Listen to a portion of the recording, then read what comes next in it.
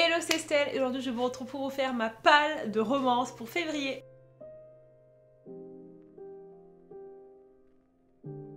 Février, c'est le mois de la Saint-Valentin, c'est le mois de la romance. L'année dernière, je m'étais vachement amusée à vous faire un mois entier de vidéos sur le thème de la romance. Et bien cette année, c'est reparti. On va commencer par la vidéo la plus basique, mais en même temps, une vidéo assez importante, The Pal. Bien évidemment, il y en a beaucoup trop, hein, je pense pas que je vais tout lire, mais disons que je vais piocher là-dedans. J'aimerais trop en février lire Out on a Limb de Anna Boham Young. Je l'ai acheté, je l'ai en physique, il n'attend que d'être dévoré, mais j'ai pas eu le temps de m'occuper de lui en 2024. J'ai adoré Anna Boham Young avec Next of Kin. J'ai trouvé qu'elle avait un style qui était tellement percutant, des personnages qui étaient hyper vrais, qui avaient beaucoup de défauts mais qui se parlaient avec tellement de sincérité. Et celui-là est à ce qui paraît dans la même vibe de communication, respect, bienveillance. En plus de ça, on a des représentations de handicap avec ce couple. Il est pas encore traduit en français mais je pense que ça saurait tarder. Petite romance qui je pense va être toute doudou. Regardons peut-être rapidement le plot. Oh waouh! Ok, je viens d'apprendre un truc de ouf les gars. Ce livre part d'un coup d'un soir entre ce monsieur et cette madame et la madame va se retrouver enceinte. C'était pas du tout prévu et du coup je suppose qu'ils vont décider de garder le bébé. Win and Beau decide to get to know one another as friends and nothing more while they embark on this parenting journey together. En gros au début ils se sont dit bon viens on essaye de faire du co-parenting, sauf qu'ils vont tomber amoureux dans le process. Donc je suis pas une fan de la pregnancy trope d'habitude mais hâte de voir comment elle l'a écrit dans celui-là. Ensuite, mon livre préféré de 2025 Into the Dark, le dernier tome de Magnolia Parks de Jessa Hastings. Regardez-moi, il est énorme. J'en sais pas moi qui vais le finir, c'est le livre qui va me terminer. Je veux vous faire du coup une vidéo fin février sur Magnolia Parks et pour ça, il faut bien évidemment que j'ai lu le dernier tome. Je sais pas en fait si c'est techniquement à la fin de la saga. J'en ai parlé des milliards de fois, mais rapidement, en fait, on est dans une saga de romance psychologique, un peu dark romance, mafia. C'est difficile à catégoriser, mais on suit un groupe de jeunes adultes qui habitent à Londres et qui sont richissimes. C'est des enfants de millionnaires et ils ont toujours grandi ensemble. Ils sont tous très codépendants les uns des autres et notamment Magnolia, elle est dans cette histoire d'amour impossible, toxique avec ce mec qui s'appelle BJ et en fait au fur et à mesure des tomes, on les voit se mettre ensemble, se reséparer, se remettre ensemble, se reséparer et toute leur vie en fait est définie par l'autre. Ça va être horrible, j'ai hâte. Ensuite les amis, je veux lire Love Never Fails de Melissa Belvigne. Alors ce livre là, je le connaissais absolument pas, c'est Audrey du Souffle des Mots qui en a parlé et qui l'a énormément apprécié. Je suis en recherche d'une romance française qui me plaît, donc peut-être que celui-là va se classer dans cette catégorie. Je crois comprendre qu'on suit une meuf qui s'appelle Isor, qui a 18 ans et qui fugue de France pour aller à Londres parce qu'elle a des rêves de grandes aventures. Notamment, il y a ce chanteur qui s'appelle Matt Riley qui est son idole sur Terre et elle veut absolument le rencontrer. Et elle va y arriver et ça va être une relation assez tumultueuse. Alors stop it now, si jamais c'est un remake de Tainted Hearts, non. On assiste au déclin d'Isor au travers de sa relation avec Matt, mais avec le point de vue de l'œil d'une autre personne. Alors ça c'est très intéressant. Donc ouais, je pense que ça part dans une espèce de dark romance un peu psychologique où la meuf elle est complètement manipulée peut-être par ce mec et j'ai hâte de voir comment ceci va être travaillé, si jamais on va vraiment rentrer dans la psychologie de la situation, mais j'ai assez confiance, enfin franchement j'ai des bonnes vibes, j'ai très hâte. Ensuite évidemment je vais lire Deep End de Ali Hazelwood. Ouais, je vais me le faire pendant le vlog puisqu'il sort début février. C'est une romance très sexy entre deux athlètes, une meuf qui fait de la natation synchronisée et un plongeur pro. C'est à l'université les gars. She has no time for relationships. At least, that's what she tells herself. J'attends de ce livre exactement la même chose que tous les livres de Ali Hazelwood, d'être addictif, entraînant, d'avoir un espèce de grumpy sunshine ou en tout cas que le mec soit hyper dark et mystérieux. Et j'espère vraiment qu'il va être bien parce que j'ai été pas mal déçue par les dernières sorties de romance new adulte. J'ai adoré Bride et j'ai adoré Checkmate,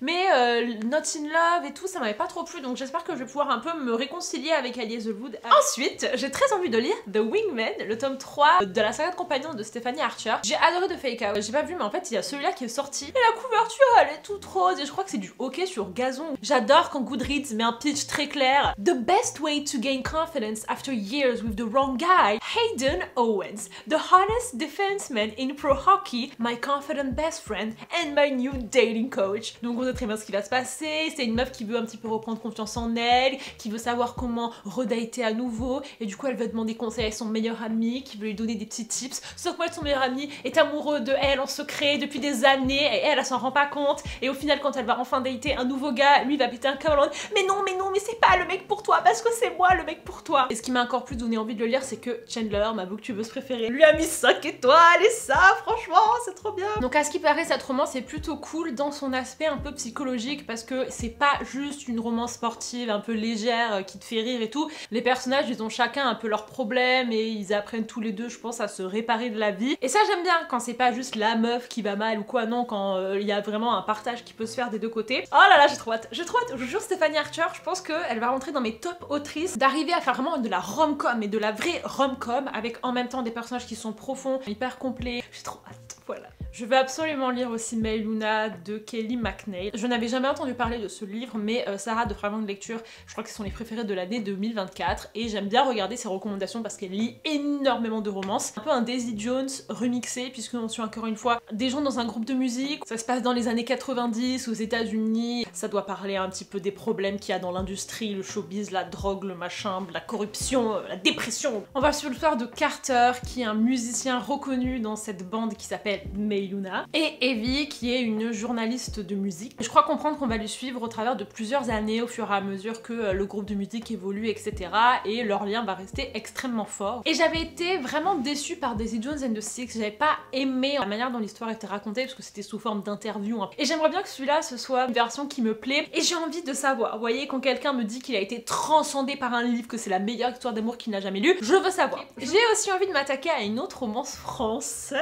Il y a la nouvelle collection Nox qui est donc une branche de romance de Albin Michel qui a été écrite par Nin Gorman, je pense que vous la connaissez toutes. Il y a leur première sortie qui arrive, Black Venus de Dahlia Blake. Je ne connais absolument pas qui sont ces gens, ce qui se passe et tout, je ne sais rien. Je sais juste qu'il a une super note, les gens l'adorent et j'avais adoré l'appel à texte que Nox a fait sur Insta. Je trouvais en fait que leurs critères étaient hyper pertinents et je crois qu'on est sur une espèce de dark romance agent secret. Ce livre se parle de la DGS, j'adore. Les gens décrivent ce livre comme un roman à suspense, que l'ambiance justement avec ce stress, ces doubles identités, ces missions, que c'était hyper bien représenté. Et j'imagine du coup que l'ambiance ça va être un petit peu sombre, que la romance elle va pas être toute mimi, toute cœur. Ensuite j'aimerais trop lire 7 Days in June de Tia Williams. Celui-là va être traduit prochainement en français. L'autrice a été dans les Goodreads Choice Awards 2 ans d'affilée et les personnes qui ont lu ce livre ont vraiment dit que pareil, c'était genre l'histoire d'amour la plus belle de toute la planète. Je crois que c'est un couple qui fait que de se retrouver au fur et à mesure que les années évoluent et qu'ils n'arrivent pas vraiment à se mettre ensemble. Ça promet d'être un parfait mélange entre la tragédie, l'humour et l'amour. Il y a pas mal de trigger warning, abandon, suicide, drogue, abus, donc voilà, soyez avertis. J'ai entendu que des bonnes reviews sur ce livre. Ensuite, je veux lire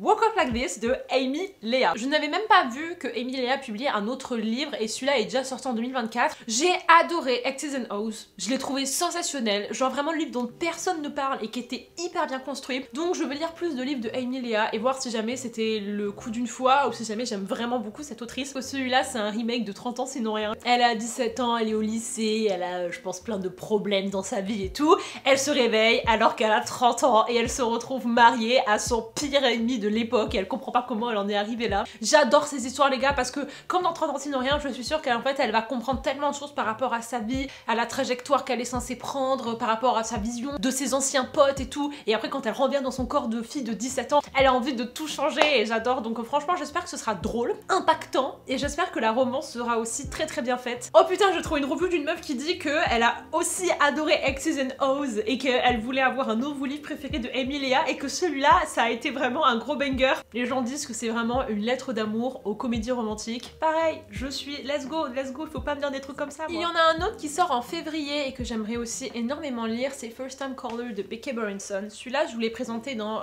les sorties de 2025 que j'attends énormément. On suit l'histoire d'un mec qui a une chaîne de radio où en gros les gens l'appellent pour lui demander des conseils de drague, de vie amoureuse en général. Le truc c'est que dans la vraie vie ce mec là il est pas du tout romantique et du coup bah forcément il résonne plus du tout avec son métier jusqu'au jour où une meuf l'appelle pour demander des conseils, pas pour elle mais pour sa grand-mère. C'est deux points de vue donc ça j'adore. La meuf elle est single mom, c'est du slow burn. Oh ouais, il y a une meuf elle a littéralement fait la description de tous les thèmes sur Goodreads. Donc j'espère que ça va être tout mignon, tout rom-com, tout drôle. Je sais pas du tout si je vais aimer ou pas parce que je connais pas du tout l'autrice, mais voilà, j'espère qu'en tout cas que ça va être une très bonne découverte. Et enfin les amis, je veux lire cette romance depuis des années. When Time Stands Still de N.S. Perkins. J'ai lu The Infinity Between Us l'année dernière que j'ai pas du tout aimé la fin, alors que les 80 premiers % étaient géniaux et je me suis dit il faut pas que j'abandonne parce que j'ai énormément aimé tout le livre quoi sauf la fin, donc faut que je donne une deuxième chance à l'autrice. Mais à ce qui paraît celui-là c'est vraiment le top numéro 1 de ces romans, donc je veux la découvrir quoi parce que j'ai adoré sa plume. Oh putain je savais pas du tout, donc ça parle d'une meuf qui a Alzheimer et du coup elle sait qu'elle va finir par complètement perdre sa mémoire et du coup elle se renferme vachement sur elle-même, elle a peur de rencontrer de nouvelles personnes, elle veut pas tomber amoureuse quoi que ce soit parce qu'elle sait que dans tous les cas ça servira à rien. Elle va rencontrer ce mec et qui va la persuader de au contraire en fait profiter des derniers moments qu'elle a. Le but ça va être de réussir à percer un petit peu sa carapace et je suppose qu'à la fin elle va l'oublier ou quelque chose comme ça. En tout cas ce livre promet d'être extrêmement touchant et à ce qui paraît il y a une scène de mariage dans ce livre où les vœux de mariage sont à couper le souffle. Écoutez les amis, c'est tout pour cette vidéo. N'hésitez pas à me dire si vous aussi vous allez profiter du mois de février pour lire un peu plus de romans, dans ce cas là lesquels, et si jamais vous avez déjà lu un petit peu ces livres, n'hésitez pas à me dire ce que vous en avez pensé, ça pourra me motiver à aller plutôt vers l'un ou plutôt vers l'autre. Je vous fais des gros bisous et je vous dis à plus tard dans une prochaine vidéo.